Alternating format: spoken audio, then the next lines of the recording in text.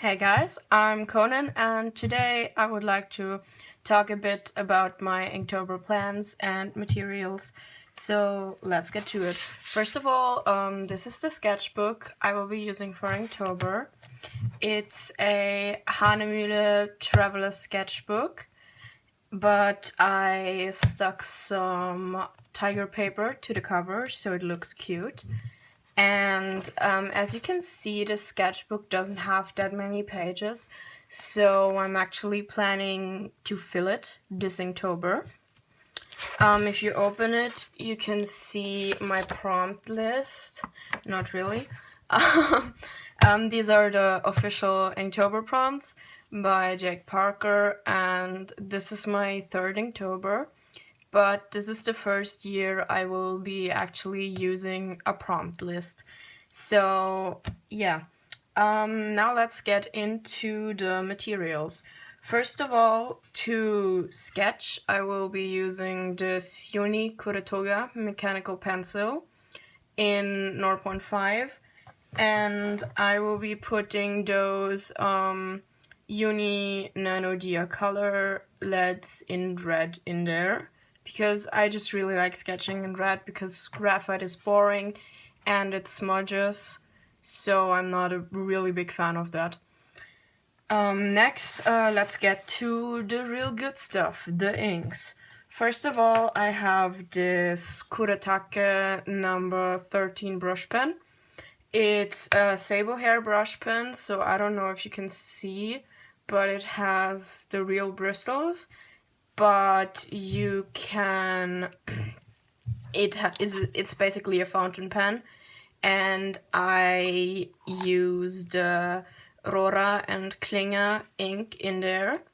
It's a really good ink, it's waterproof, and this is what the bottle looks like. This is purple, but I'm using black in the pen. And I really like this ink because, like I said, it's waterproof, it's really pigmented, and it doesn't clog the pen. So if you refill your pen with off-brand inks, you always have to make sure to test it out first on a cheaper pen, because this pen can be quite expensive. I think I pay like 30 euros for it. And you always have to make sure that it won't clog your pen. So those are the kind of lines you can do with it. So you can see I can do very thin lines, but also thicker lines. But if you draw really fast, it can be quite dry. And also, if you let this ink dry for a couple of seconds, as you can see, it's already waterproof, so it's a really good ink. Next up is the Pilot Futayaku double-sided brush pen. That's how it looks like. It has this Futa tip, as you can see right here. It has a black side, and you can also get really nice line variation. But what makes this pen special is that it also has a gray side, which is a pretty dark gray. But it's really nice if you just want to lay in some values and you don't want to use a different pen. Let's test if it's waterproof. As you can see, the black ink is waterproof, but the gray ink smudges slightly, but it's not that bad. I think if you leave it to dry for like an hour, it should be fine. Next up are the Kuretake Fudegokoshi, I'm sorry. These come in thin and thick. This is the thin one. As you can see, you can't get that much line variation with it, but that's exactly why I like it. Sometimes I don't want that much line variation, so this pen is really good for that. It's actually one of my favorite pens.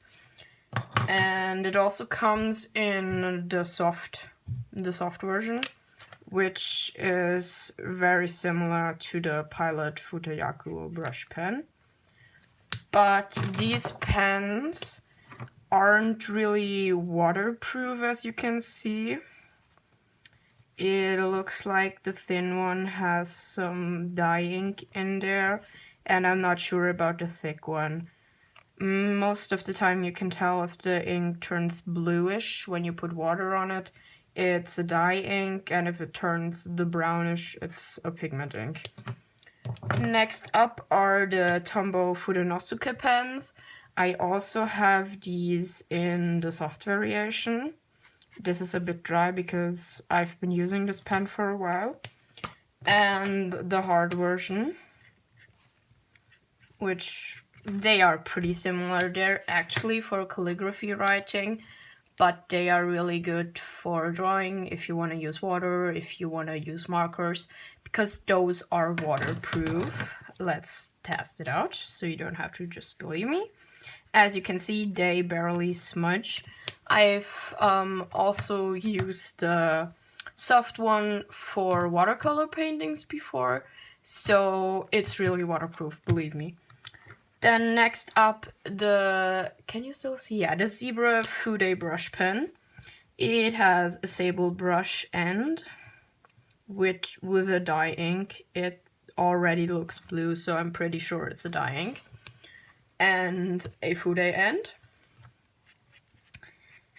which has a bit darker ink. So let's test it. Well, I already know it's not waterproof. As you can see, it smudges like there is no tomorrow, which is actually good because if you use this pen, you can actually just smudge out the pen lines and then ink over it again, and you don't have to mix any ink wash. But I've already mixed some ink wash with the Roran Klinger, so I will be also using that. So, okay, let's move this a bit so you can see better. I'm not that big of a fan of fine liners or pens without brush variation, so the only one I will be using is the Sakura Pigma Sensei in the 0.4, and it has this Sakura PN nib, as you can see. And it just makes one line variation of lines. And as most Sakura pens are, it is waterproof because it's their pigment ink, of course. It's called Pigma. And last one I will be maybe using is the Maxon Comic pen. This is the only felt tip brush pen I have, or it's like rubbery. Because normally if you buy a felt tip brush pen, it will be just like destroyed after 1 or 2 drawings, so I stay away from them. But this one has really nice ink, and the nib is pretty sturdy. It also has a thin end, but the thin end is already destroyed. The thin end is... it's just so vulnerable. I don't like the thin end, but I really like the thick end for laying in blacks. Let's test it for waterproofness, and as you can see, the thick end is waterproof and the thin end as well. So, another product I will be using, I will be limiting myself to 1 color of ink, and I will be using the Liquitex ink in Muted Violet. I really love this color, and you can see it right here. I already did my first Inktober. It's a really dark violet. I think I will be also using it for blood, but I think it will be just like very cool. So those are my Inktober materials. Thank you for watching, and now to the announcements.